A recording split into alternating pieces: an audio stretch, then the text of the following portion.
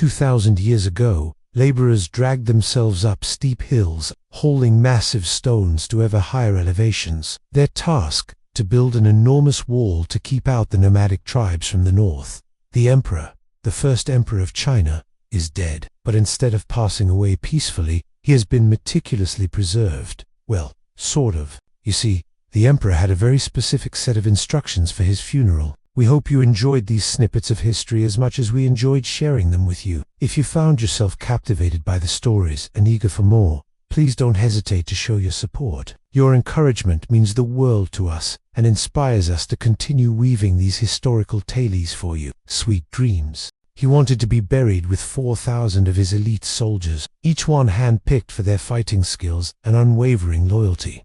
And that's not all. He also requested an entire city worth of artisans, farmers, merchants, and even entertainers to join him in the afterlife. In total, nearly 7,000 people were buried with him, each playing their part in ensuring the emperor's comfortable journey to the afterlife. Archaeologists uncovered this incredible find in 1974. Inside the emperor's tomb, they found an entire underground city, complete with workshops, granaries, and even a theater. It was a miniature version of the world the emperor knew and loved. But why did he want to take all of this with him? Perhaps he was afraid of the afterlife. Maybe he just liked living large, or maybe he was really committed to his role as a benevolent ruler, even in death. Whatever the reason, the discovery of the emperor's tomb was one of the greatest archaeological finds of the 20th century. These were the builders of the Great Wall of China. Built in 1420, it served as the imperial palace for 24 generations of empire. But despite its grandeur, it was off limits to most of the population. Only the emperor and his close family were allowed inside. Why? Well, it's because the Forbidden City was considered too holy to be seen by ordinary people. But that didn't stop ambitious lovers from trying. One such suitor was a young man named Dong Yifei. He had heard tales of the emperor's daughter and her beauty and was determined to win her heart. So he snuck into the imperial palace, dressed as a eunuch. But his plan quickly fell apart when he accidentally knocked over a valuable vase. Oops. Despite the setback, Dong Yifei refused to give up. He managed to get a job as a servant in the imperial palace and began plotting his next move. However, he was eventually caught and sentenced to death. Talk about a royal flush. They hauled rocks up steep hills, over rough terrain, often using only brute force and makeshift tools. Imagine the weight of each rock they moved, the sweat on their brows, the dust in their hair. Some rocks were so large that it took 18 strong men to move them. Can you picture that? 18 men, straining, lifting, placing each stone precisely one by one. The workers slept in crude shelters, huddled together for warmth against the biting wind. Life was hard, food was scarce, and danger lurked around every corner. Bandits, wild animals, and the harsh terrain itself claimed many lives. The Great Wall snaked through rugged mountains and desolate deserts, reflecting the immense effort of those who built it. Across the centuries, countless hands have shaped the wall, adding their strength to this enduring symbol. Some sections stand over 26 feet tall, while others are as wide as 5 chariots, and when you walk along its battlements, you can see 4 miles and miles across the plains. But what was life like for the soldiers stationed here, far from home and family, guarding the wall against the harsh tribes of the north? Life as a soldier on the Great Wall was lonely and dangerous. Imagine standing watch as the wind howled across the barren landscape, the only sound breaking the silence. For these soldiers, life was a cycle of training, drilling, and constant vigilance. Their days were filled with practicing martial arts, archery, and sword fighting, preparing for the inevitable clashes with the nomadic tribes. Theirs was a thankless task, often forgotten in history's grand narrative. They sacrificed their youth, their health, and sometimes their lives, all for a piece of the wall that stretches over 13,000 miles. But why did they do it? What drove these ordinary people to such extraordinary efforts? Perhaps it was a sense of duty, a loyalty to their emperor, or a simple desire for a better life. Or maybe it was just another Tuesday. After all, life on the Great Wall was just as real and as complicated as life anywhere else. Soldiers fell in love, wrote poetry, and dreamed of a better life, just like you and me. It's a reminder that behind every great monument, there's a story of ordinary people trying to make sense of their world. The year is 200 BC. The location, the ancient Chinese capital of Chang'an, Welcome to the Forbidden City. And there you have it, a journey through time. Why did it suck to be a worker on the Great Wall of China? The air is cool, carrying with it the scent of dust, rock, and the faint, ever-present aroma of human exertion. It was not merely a singular structure, but a network of interconnected fortifications, watchtowers, signal stations, and garrisoned forts. What happens when you touch the Great Wall of China? Or click here to see our video, Who Built the Great Wall of China? Life on the Great Wall, particularly for the average worker, was a harsh and unforgiving existence. Laborers were drawn from various strata of society, often conscripted peasants, soldiers on leave from active duty, or even prisoners sentenced to hard labor. They were united, however, by their common lot, toiling under the constant scrutiny of overseers who ensured compliance and punished infractions. Discipline was strict, and disobedience or shirking of duties came at a price, often a severe beating or, for the most egregious offenses, execution. The allure of the Great Wall has endured through the centuries, inspiring awe in those who behold its majestic remnants. Yet its construction was far from a glorious endeavor. It was a colossal enterprise, fraught with challenges and setbacks. Natural obstacles, including mountains, rivers, and ravines, tested the engineers and builders. Inhospitable terrain, scorching sun, biting winds, and the threat of wild animals added to the arduous conditions. The mortality rate among workers was high, claimed by accidents, exhaustion, exposure, and disease. Despite the hardships, the laborers pressed on, driven by the promise of reward, be it tangible or intangible. The prospect of land, exemption from taxes, or simply the chance to earn a meager wage lured them to the wall. The allure of adventure, the desire to serve one's emperor, or the compulsion to prove oneself also played a role. Moreover, failure was not an option. To abandon the project would invite chaos and destruction from nomadic tribes known for their ferocity and plunder. For many, it was a matter of loyalty, self-preservation, or both. As the centuries passed, the Great Wall evolved, expanding, contracting, and changing hands. Its fate intertwined with the rise and fall of dynasties, the ebb and flow of power, and the shifting sands of history. Through it all, the nameless workers toiled, their contributions echoing through the ages. Below you, and stretching into the hazy distance, lies a nascent serpent of stone and earth, slowly, painstakingly, growing across the rugged landscape. This is the Great Wall, and you, an anonymous figure amidst the multitude, are one of its many builders. Life here, for the ordinary worker, was a continuous cycle of hardship, a profound test of endurance against both nature and human design. The very act of construction was a brutal ballet of muscle and will. Stones, often massive and irregular, had to be quarried from the earth, sometimes miles away, and then transported to the construction site. This was done without the aid of modern machinery, relying instead on sheer human strength, often augmented by simple levers, ropes, and the backs of animals. Think of the rhythmic grunts and groans, the strained breathing, the steady thud of stone on stone as each piece was meticulously fitted into place. The days began before dawn, with the first slivers of light barely touching the eastern horizon. The air would be sharp and cold, and the simple morning meal, often a watery gruel or a small portion of millet, would be consumed quickly, offering little warmth or lasting sustenance. Then, the long trek to the worksite, sometimes up steep, uneven slopes, with tools slung over shoulders, the weight already a familiar ache.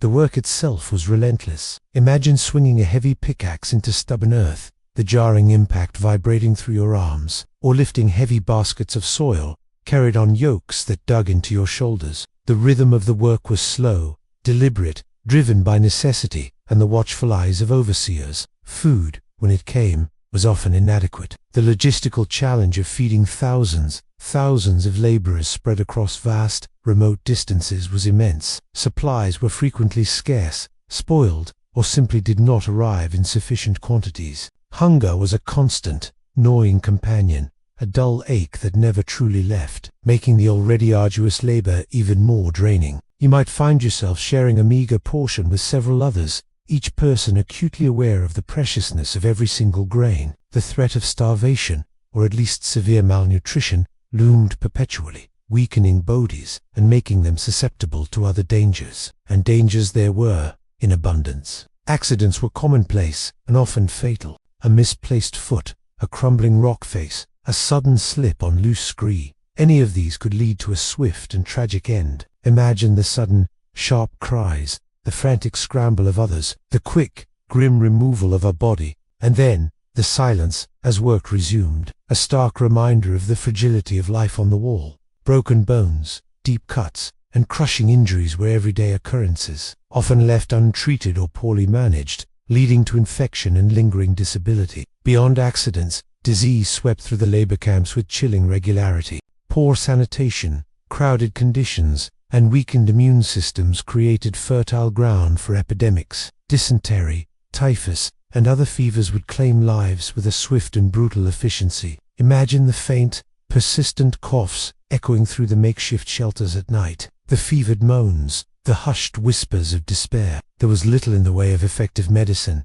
and once illness took hold, recovery was far from certain. Many who came to the wall never left it, their lives ending not by an enemy's blade, but by the relentless march of unseen microscopic foes. The climate itself was another antagonist. The summers were scorching, the sun beating down mercilessly on exposed skin, leading to dehydration and heat stroke. The winters, by contrast, were brutally cold, with biting winds that seemed to penetrate to the very bone. Imagine huddled together at night, shivering under thin coverings, the ground hard and frozen beneath you, the cold seeping into every part of your being. Frostbite was a common affliction, often leading to gangrene and amputation, a grim testament to the harshness of the environment. Beyond the physical toll, there was the profound psychological burden. Many of these laborers were not volunteers, but conscripted peasants, soldiers, or even criminals. They had been torn from their families, their homes, and their familiar routines,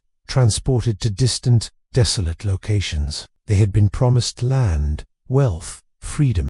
Instead, they found themselves amidst a desolate landscape, their days filled with menial tasks, their nights haunted by the prospect of another dawn. Imagine the deep ache of homesickness, the despair of separation, the constant longing for a life that seemed impossibly far away. The work was monotonous, repetitive, and offered little hope of advancement or escape. The horizon held no promise, only more wall, more rock, more endless labor. For some, there may have been a glimmer of hope, a rumor that the emperor himself might pass along the wall, bringing with him recognition, rewards, and perhaps even amnesty or noble status for those who impressed him. But such encounters were rare and unpredictable. More often than not, the workers lived and died in obscurity, their sacrifices recognized by none. After all, their work was not merely about building a structure. It was about creating a bulwark against the amorphous threat of nomadic peoples. Success, if it could even be measured,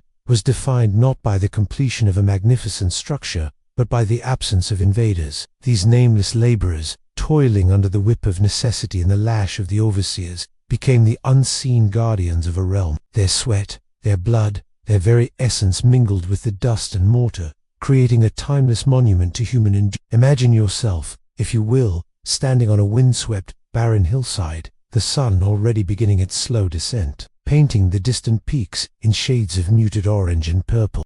At its greatest extent, the Great Wall of China was over 13,000 miles long, winding its way across rugged terrain and imposing natural barriers. In our last episode, we delved into the fascinating lives of 8 individuals, the very builders who created the Great Wall of China. Their stories, etched against the backdrop of a vast and ancient project, gave us a glimpse into the human experiences behind one of the world's most iconic structures. Each story was unique, a testament to the diversity of lives that intersected with the wall's construction, from humble farmers to ambitious merchants. They represent a fraction of the countless men, women, and children who toiled on and around the Great Wall, their lives intertwined with one of the most monumental projects in human history. This was a period of immense upheaval and change, of relentless conflict and political intrigue. Your support helps us keep bringing these stories to life. And now let's return to our journey through time, but with an almost fanatical urge to impose order and control. He viewed his empire as his own personal domain, a reflection of his will and design. He was a man who united a nation, yet sought to make it utterly homogeneous. He was a visionary builder,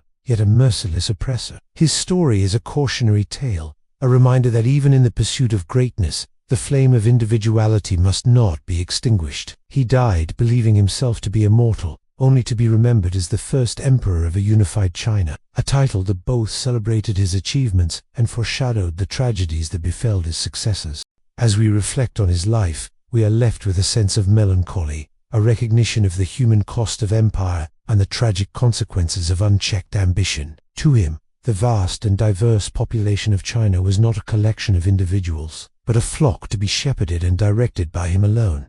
His vision of a unified China extended beyond a shared ruler. He yearned for uniformity in every facet of life, from the weights and measures used in markets to the very script used in writing. Everything had to conform to his standards, bearing the stamp of his authority. His reign was marked by sweeping reforms, each aimed at tightening his grip on the empire. He standardized currency, ensuring that every coin bore his image, every inscription a declaration of his supremacy. He mandated a single script, ending centuries of linguistic diversities with a stroke of his pen. Even the length of the imperial chariot's pole was standardized, a bizarre fixation that speaks of his obsessive need for control. He established a sophisticated bureaucracy, a network of officials and inspectors who ensured that his laws and edicts were carried out without deviation. And yet, for all his progressiveness, Qin Shi Huang was a man trapped in his own time. He lacked the vision to understand that true progress lay in the freedom of expression and the diversity of thought. Instead, he sought to crush all dissent,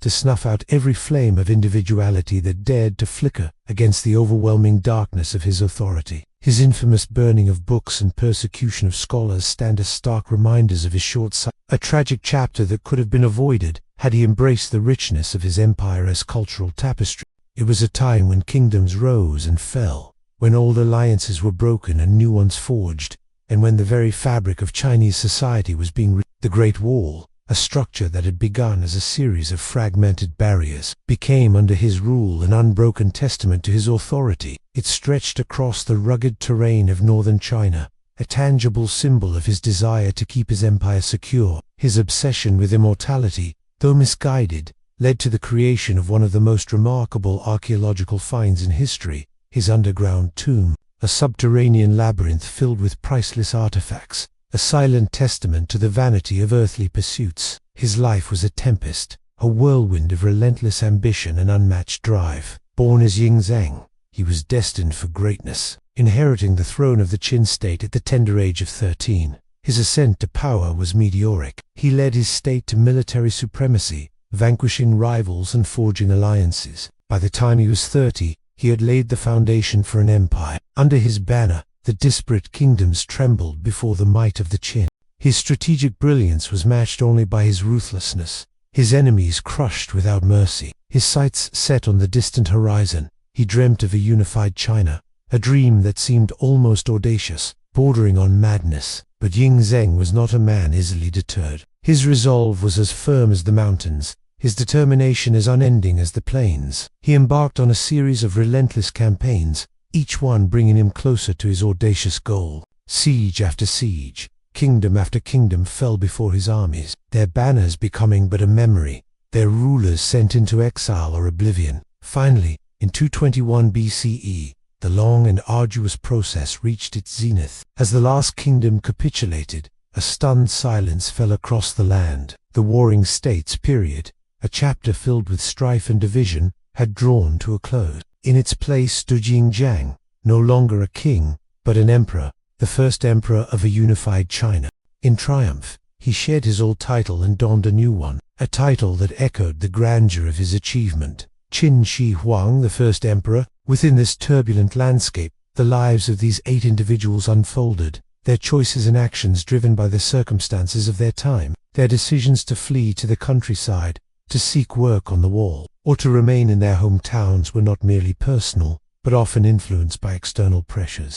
The threat of war, the allure of economic opportunity, or the need to escape conscription into the military, all played significant roles in shaping their lives. Moreover, their experiences were deeply affected by the prevailing philosophies and ideologies of the era. Confucianism, with its emphasis on social harmony and ethical conduct, was challenged by the rise of legalism, a doctrine that advocated for a strong, centralized government and strict adherence to laws.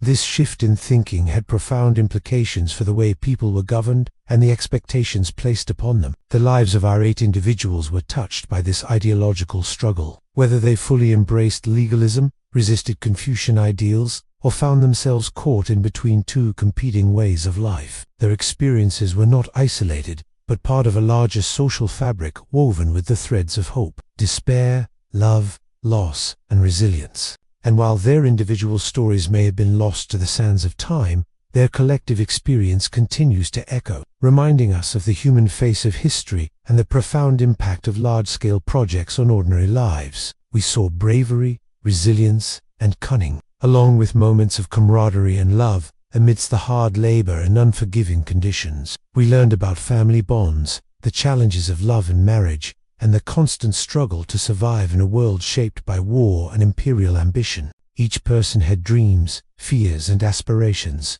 emotions that continue to resonate with us across the millennia. But there was more. We also glimpsed the darker side of this colossal undertaking. We witnessed forced labor, the cruel realities of military conscription, and the heavy toll on the human spirit of a society geared for endless conflict. These stories underscore the cost of empire, the human cost. Through their experiences, we began to understand how the Great Wall of China was not just built with bricks and stones, but with the sweat, blood, and tears of countless individuals, each with their own story, their own hopes and dreams. Yet, as we bring this journey to a close, it is essential to remember that these 8 lives were but a small part of a much larger narrative. As we reflect on their stories, let us also consider the broader context in which they lived, the era of the warring states and the subsequent unification of China under the Qin dynasty. Now, if you haven't already, please take a moment to subscribe to the channel. Let us turn our attention to a man whose ambition knew no bounds,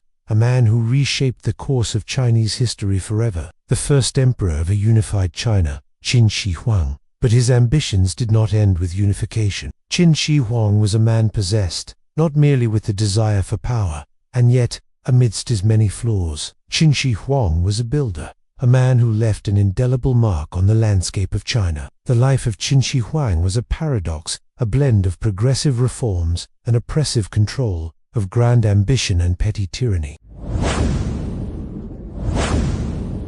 Beneath the sands of China's Xi'an province, there exists an enigmatic realm guarded by an unyielding army of terracotta warriors. This extraordinary archaeological site, known as the Mausoleum of the First Emperor, Qin Shi Huang, offers an unparalleled glimpse into the ambitions, beliefs, and artistry of ancient China. Join me now as we embark on a journey through time to explore the captivating legacy of the Terracotta Army. Our story begins during the Warring States period, a tumultuous era in Chinese history marked by strife between numerous independent states. Amidst this chaos emerged Qin Shi Huang, a charismatic leader who orchestrated the unification of China around 221 BC, earning the title of the First Emperor. But his legacy extends far beyond mere unification. He laid the foundations for a centralized government, standardized weights and measures, and above all, envisioned a grand afterlife. Thus began the ambitious project to construct a vast underground necropolis that would serve as the final resting place for the first emperor and his consorts. The emperor's obsession with the afterlife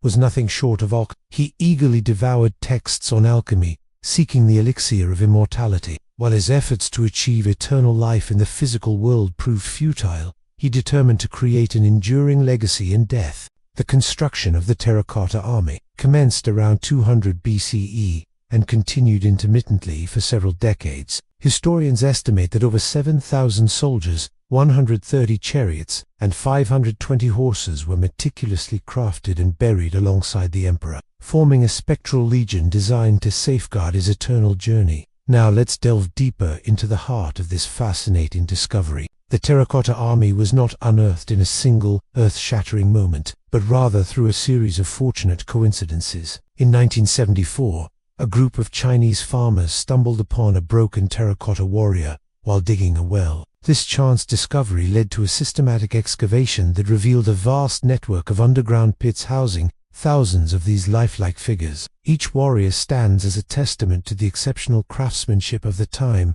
with individual faces, hairstyles, and even expressions.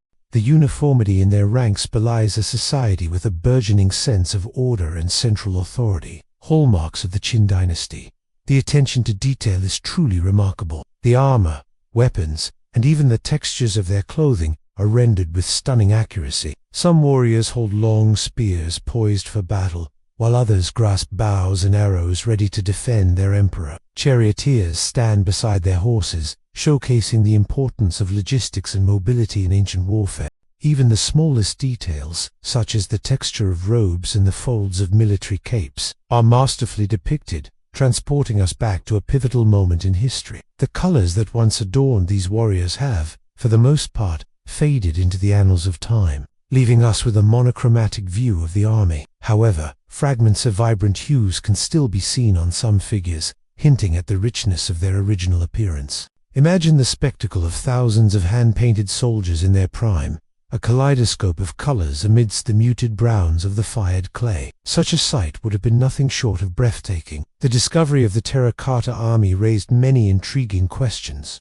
How were these figures created? Who were the artisans behind these masterpieces? And what was the significance of the army within the broader context of the Qin dynasty? Historians and archaeologists have spent decades unraveling these mysteries, piecing together the story of an extraordinary undertaking. We now know that the creation of the terracotta army involved a Herculean effort. The clay used for the figures was sourced locally, while the kilns that fired them were likely constructed nearby. The process of creating each warrior was labor-intensive, requiring skilled artisans to shape the clay, mold the details, and imbue each figure with its unique characteristics. Some warriors were given distinctive hairstyles, perhaps indicating their rank or function within the emperor's army. Others bear scars and battle wounds, suggesting a desire to depict the realities of warfare. Even the horses are shorn with saddles and bridles, underscoring the importance of these noble beasts in ancient warfare. In examining the craftsmanship and techniques employed in making the terracotta army, we gain a deeper appreciation for the ingenuity and skill of the ancient Chinese.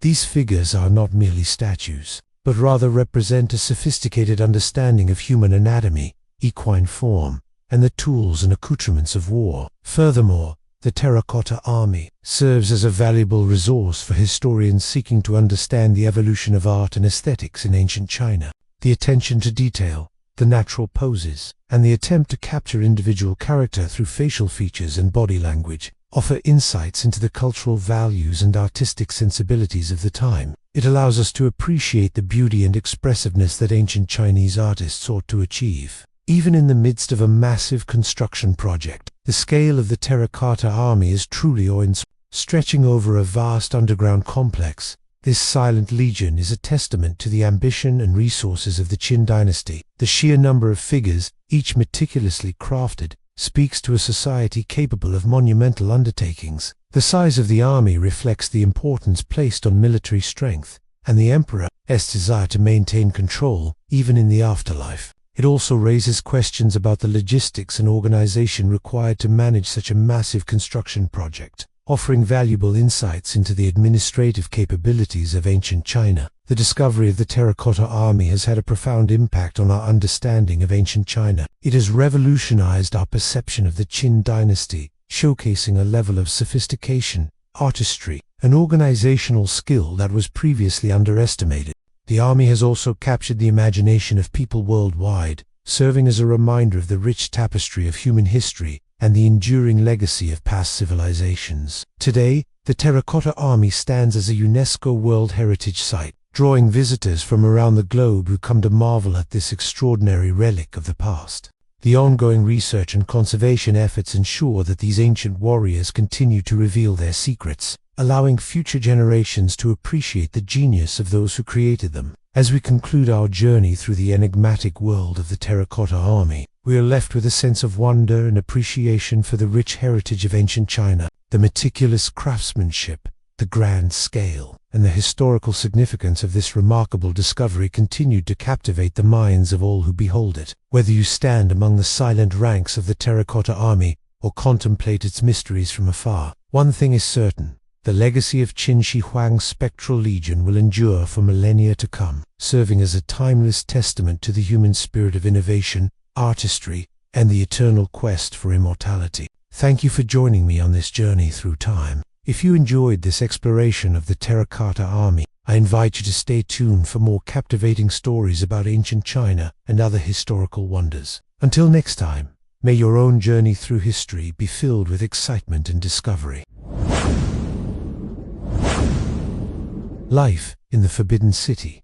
A glimpse behind the walls, the air crackles with anticipation. In the distance, the beating of drums mingles with the haunting strains of a peep. As twilight paints the sky in hues of rose and gold, you find yourself drawn to the Wying Palace, a central gathering place within the Forbidden City. Born into an imperial lineage, his life has been a tapestry of rigorous study, martial training, and above all, preparation for the weight of the Dragon Throne. Within the secluded inner court, imagine the Lady Rong, a concubine who has caught the Emperor's fancy. She occupies a favored palace, her quarters richly appointed with exquisite furnishings and artwork. Imagine Chun, a young artist, specializing in the creation of exquisite porcelain. Imagine Zhong, a young man whose life before joining the elite guard was unremarkable. The Emperor relies on the counsel of his advisors, yet he, too, becomes a pawn in a larger game of power. Trade expands, new philosophies emerge, and the very foundations of the empire are occasionally challenged. And if you'd like to support our work,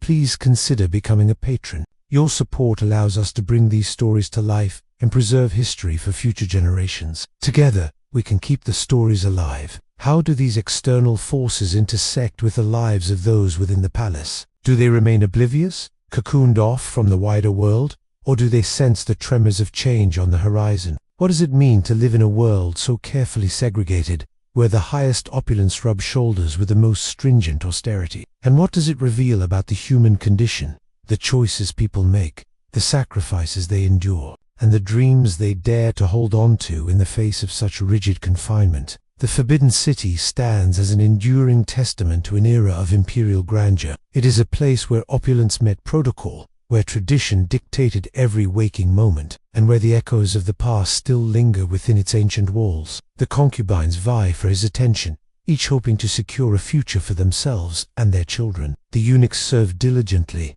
their loyalty often tested, and the artisans and foot soldiers contribute their essential skills, all while remaining in the shadows of the real power. But what happens when the balance of this delicate world tips? How do these characters respond to the unexpected? How do they navigate the intrigues of court life, the whisperings in the imperial gardens, the secrets exchanged in the dimly lit halls? And how do they shape and reflect the destiny of the empire itself? Now clad in the finest armor, his duty is clear: to protect the emperor with his life. His days are filled with rigorous training, learning the art of combat, mastering weaponry, and ensuring unfaltering obedience to the emperor's commands. His nights are spent in barracks, sharing stories and camaraderie with fellow guards, forging bonds of brotherhood in anticipation of shared danger. They are the shield against internal and external threats, upholding the emperor's safety with unwavering commitment. But their role is more than just brute force. They embody discipline,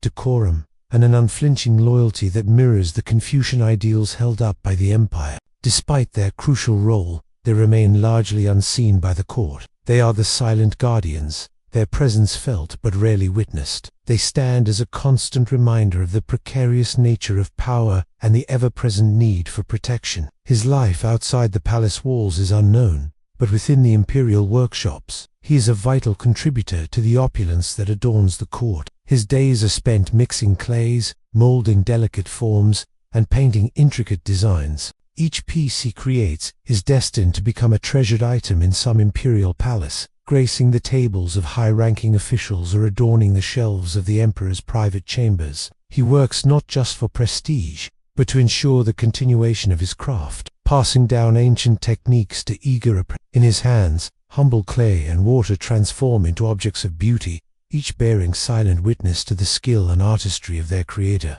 While his work is integral to the splendor of the court, he remains in the shadows, a nameless craftsman, his face obscured by the very pieces he brings to life. He is the silent architect of beauty, shaping not just porcelain, but an integral part of the imperial aesthetic. Her days are filled with the routines of court life, attending imperial functions, engaging in light study, practicing music, or perfecting her calligraphy.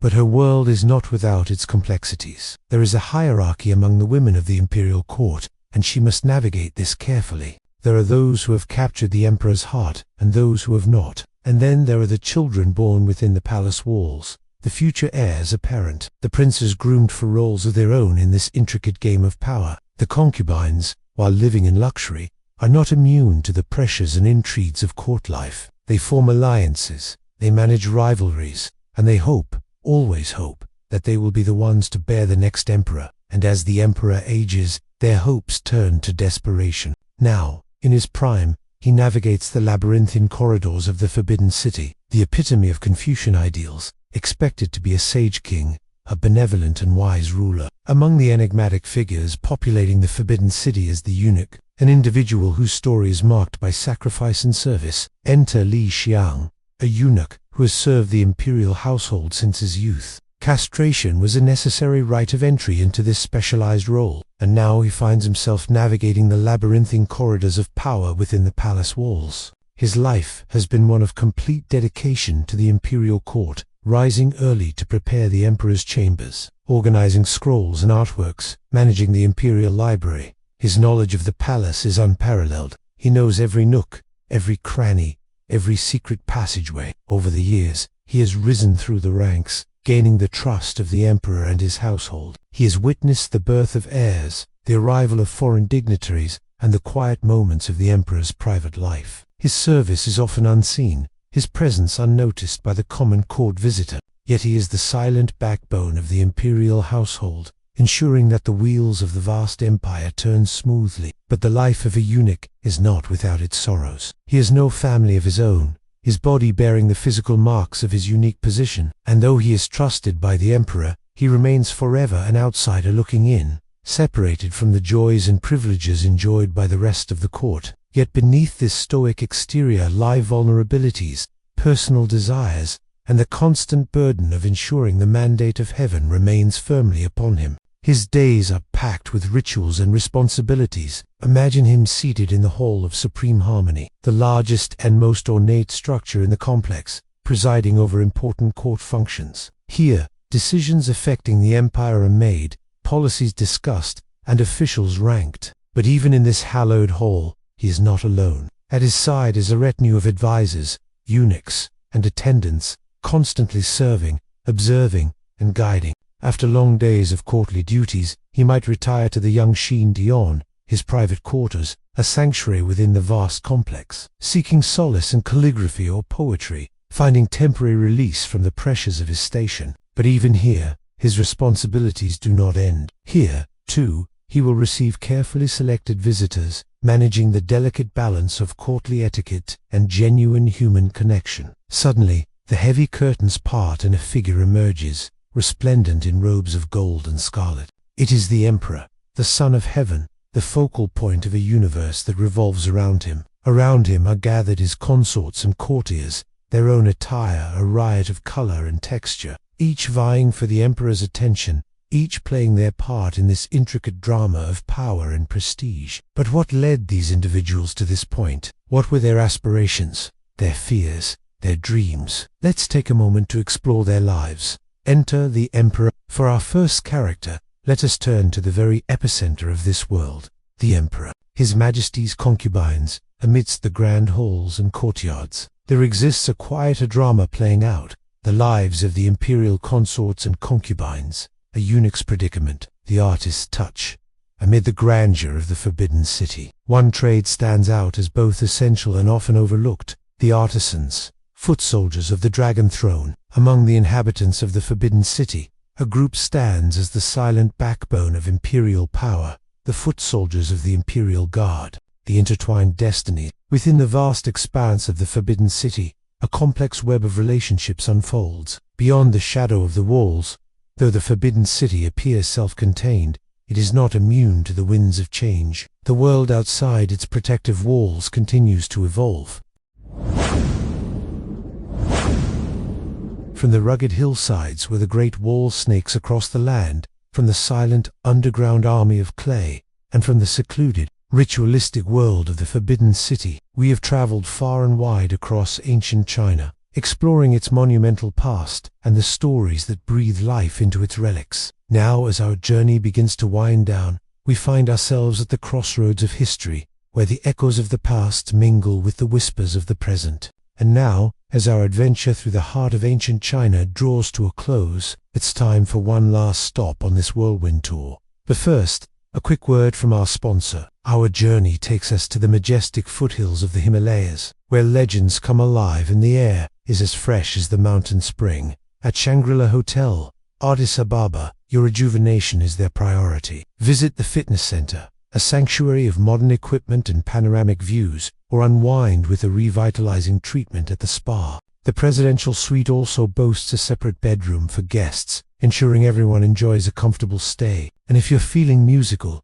the suite features a grand piano, perfect for serenading your companions. This architectural masterpiece seamlessly blends traditional Tibetan charm with modern luxury. Reserve your stay at the Shangri-La Hotel Atlas today and create lasting memories in the heart of the majestic Atlas Mountains. The majestic peak, known as the Heavenly Palace, resonated with the spiritual energy of Lao Tzu's teachings, reminding us of the Tao's enduring impact on philosophy, religion, and daily life. Thank you, Shangri-La Hotel Atlas, for sponsoring this portion of our show. Within its ancient city walls, we explored well-preserved Ming and Qing dynasty architecture, including the magnificent Confucian temple dedicated to the sage, whose teachings shaped not just Chinese but global thought. Founded in 36 AD, this temple complex epitomizes the harmonious coexistence of Buddhism and nature. All you need to do is click on the link provided below and select your preferred date and duration of stay. Strolling through its meticulously manicured gardens, we marveled at the ingenuity of landscape design and the harmonious blend of natural and man-made elements. And as you step away from the historical narratives that have unfolded before your eyes,